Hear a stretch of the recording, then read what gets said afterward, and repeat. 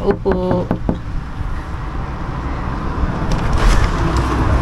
Hi, welcome to our home. Tara, pasok tayo.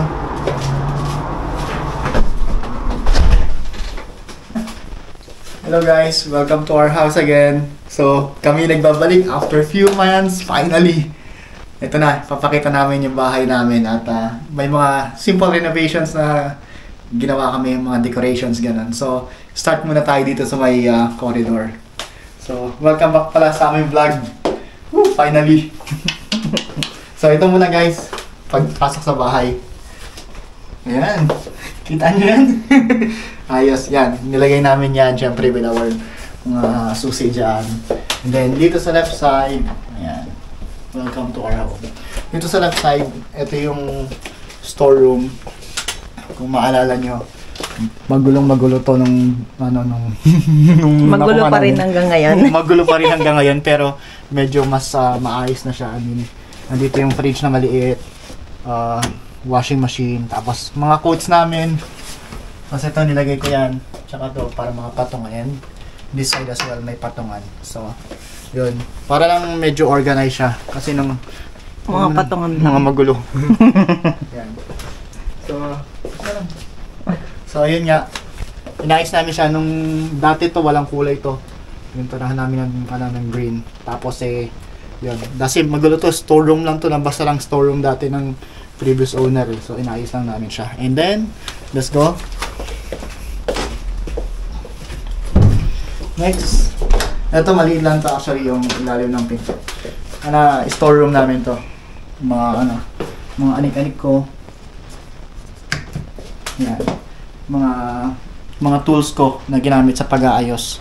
At syempre yan, mga vacuum, stairs yan. Lahat ng mga regarding sa hardware o sa pag-aayos ng bahay nandito. So, para maayos siya. And then, so ito muna aming syempre, thank you God sa blessings. Yan, syempre, hindi natin nakakalimutan yan. Let's go upstairs. Tira dito. Upstairs, yan. 3 bedroom ito. Ito yung hindi siya kitchen. Kitchen pala yung toilet. Ito yung toilet. Yan. Yan. Yan. Huwag nyo tingnan, toilet lang yan. Wala masyadong wala akong masyadong ginagawa dyan actually. And then, yan. Dito guys, ang small room. Ito yung small room nung previous owner. Yan ito. Parang children's room to eh. Maliit lang kasi ito actually. Pero ito, ginawa namin siya fitness room. Yan. Nagagamit ba? Nagagamit natin yan. So, ito. Bagong buli? Bagong treadmill, stationary bike, mga dumbbells, Kobe Bryant. Yan. Ito, nabili ko sa sa Marrakech. Michael Jordan.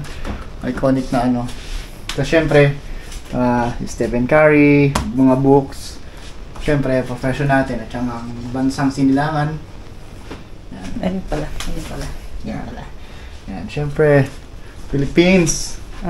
May tele rin tayo dito. So, yun, pagkahabang nag-workout, yan, pwede yan i-on. At yun, siyempre, may kinig na music kung ano mong gusto. Siyempre, nandito rin. Ay, naku. Buksan ko ba isa-isa? Hindi, ito na Hindi lang. na. Ito, mga shoes. Yan. May space pa? Yan. Maraming space to actually. So, may space for more. Ayan. Mga shoes. Kobe. Jordan. May mga carry rin ako. Adidas. Yan. Yan. Daming space Daming space May carry Walang ako. laman. Ito yung carry. Yung basketball. Yan. Kasi ayan. Ano? Mga shoe boxes. Ayan. Ang dami.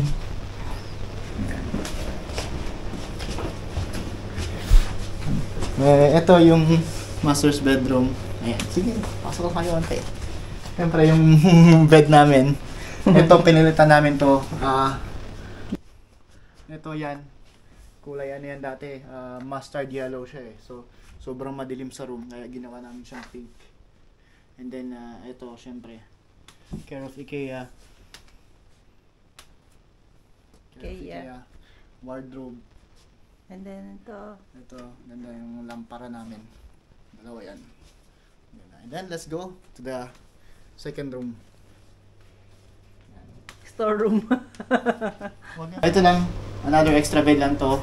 Pagka may bisita yan, pwede mahiga rito. Tapos may, sa corner, ando lang yung ano, yung study, hindi naman study, office table. Ginawa namin table yung ginawa namin office table yung dati namin dining table kasi ayaw namin siya itapon, of course, sayang din. So, nandun yung laptop, printer, and everything.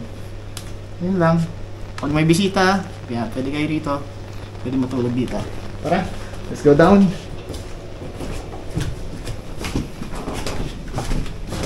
Kaya magpakita nung nasa... Hanggang tawa-tawa lang ako ngayon. At ito yung kitchen. Ito yung kitchen. Same pa rin. Same na color. Of course, hindi namin binago. Maganda yung color niya. Ano siya eh. Basta maganda. Relaxing tignan. Tapos, of course, welcome sa aming panaderia. May pandesal kami. Bebenta kami.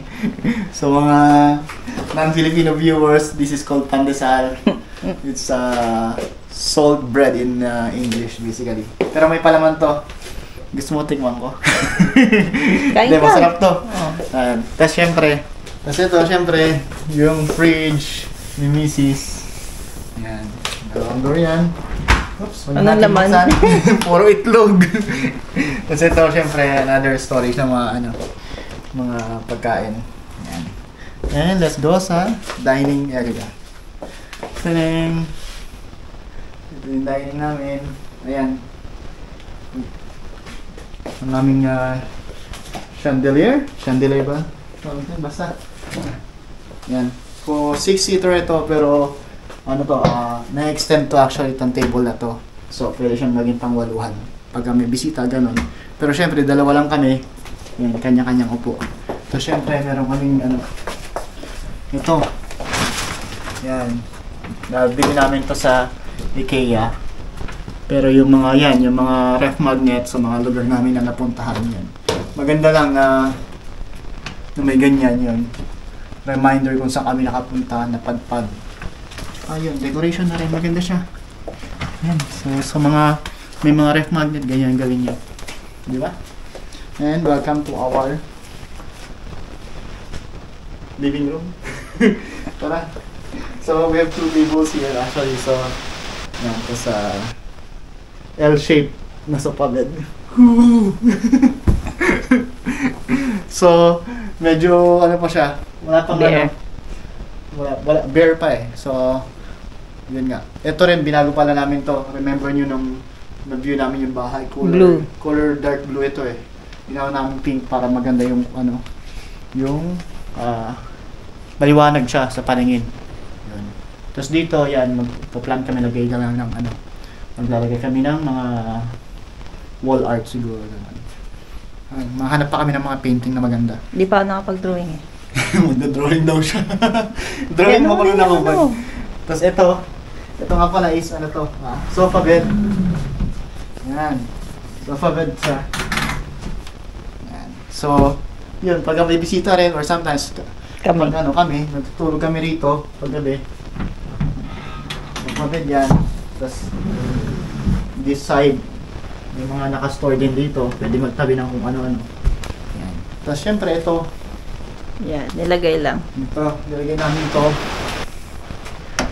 Fluted panel. So dati white lang tong na to eh. So binili namin to and then dinikit namin. Ayan. So parang nagmukha siyang aesthetic at maganda syempre. Yan. Tapos ito, care of IKEA. And ang television namin 65-inch Netflix and chill. Sarap manood. LG ito, LG together with a soundbar. Maganda yung music. And ano tayo? That's it.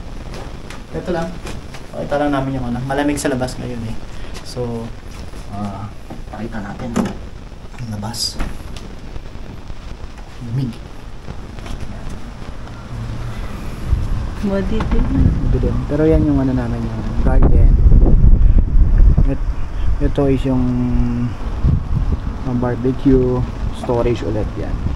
Ano din. Yan. Ito, this side is yung ano namin yan. Maliit na greenhouse. Greenhouse na maliit yan. Para sa mga fresh produce. At yun, yung aming bahay. At ito nga pala, behind the camera, say hi. Hi. Yan. Anong masasabi mo Ano? sa bahay? Ano naman masasabi ko? Wala siyang masabi. Speechless. So yan guys. Improvements. Yun. Medyo Pero I'm happy. happy kami sa house na to. Maliit lang, sakto lang. Hindi naman siya sobrang liit. I mean, sakto lang to. lang sa atin. Ayaw din namin ng sobrang laki naman siya. Happy with the house. Sobrang happy kami rito sa house na to at Ayun. ayaw din namin ng sobrang laki kasi New mahirap house mahirap update. i-maintain. At dalawa lang din naman kami. Ayan guys, ang update sa aming bahay at yan, home sweet home. Super happy house. Konting ano lang to. Mga wall arts na lang. Yun na lang ilalagay namin actually. Yan, mga wall arts sa mga rooms at saka dito sa sala. And aside from that, everything's okay. Vermont na. So, Christmas na. Christmas na. You know what to do. To celebrate kami, of course, maglalagay kami ng Christmas tree. And, yun na muna. Abangan nyo na lang po. Watch out for the next vlog. Siguro, magtatayo ng Christmas tree. And yun, maglalagay tayo ng mga decorations dito sa bahay para maging more lively ang bahay. Ayun. Sana nag-enjoy kayo sa panood at I know na maraming nagtatanong kung kasi it's been 3 or 4 months na yung last na vlog namin. So, ito na yung house update. Naging busy lang kami kasi madaming inaasikaso. At yun. Ayun ang bahay. Yeah. Wala siyang masabi. Sige guys, hanggang dito na lamang. Bye-bye. Thank you. Until next vlog. Bye-bye.